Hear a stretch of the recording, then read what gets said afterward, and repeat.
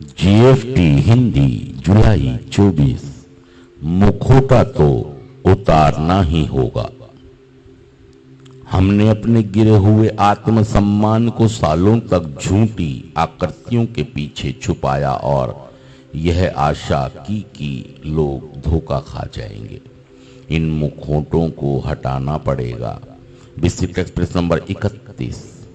जरूरत से ज्यादा भावुकता, असुरक्षा की भावना और अपने स्वयं की पहचान न होने को अक्सर सक्रिय एडिक्शन से जोड़ा जाता है।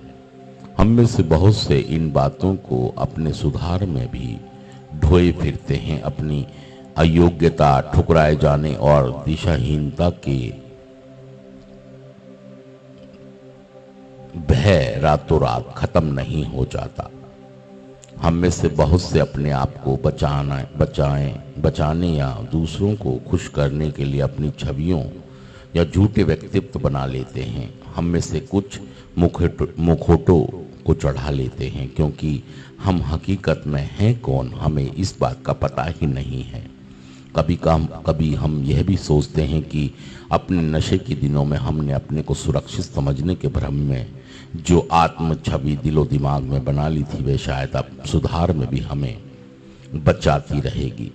हम अपने वास्तविक व्यक्तित्व को छुपाने और अपने स्वाभिमान की कमी को छुपाने के लिए अपने चेहरे पर झूठे नकाब चढ़ाते हैं। इन मुखौटों की आड़ में हम अपने को दूसरों से और यहाँ तक कि अपने स्वयं से भी छुपाते हैं।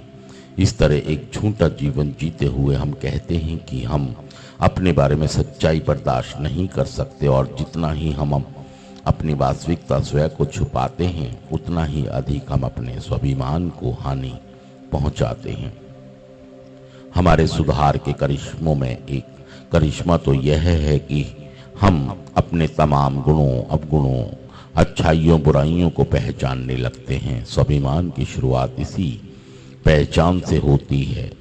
अपने रक्षाहीन होने के डर के बावजूद हमें अपने मुखौटे उतार फेंकने के लिए इच्छुक हो जाना जरूरी है। हमें अपने मुखौटों से आज़ाद होने और स्वयं खुद पर भरोसा करने की आज़ादी पानी होगी।